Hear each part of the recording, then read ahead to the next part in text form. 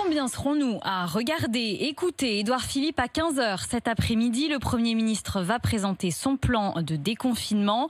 Tests, port du masque, réouverture des écoles, entreprises.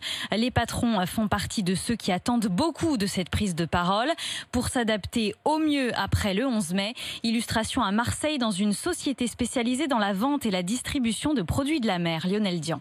David Sussman dirige Sifodia, une entreprise de 50 salariés à Marseille, dont 80% sont aujourd'hui en télétravail.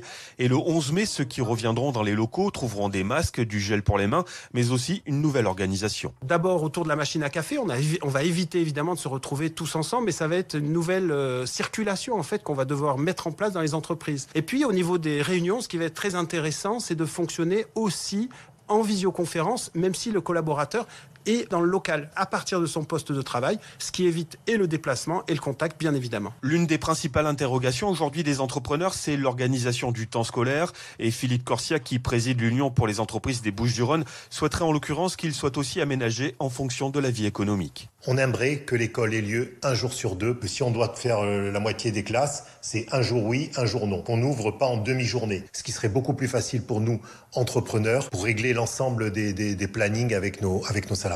L'Union pour les entreprises des Bouches-du-Rhône qui s'apprête à éditer une plaquette à destination de ses adhérents après les annonces du Premier ministre.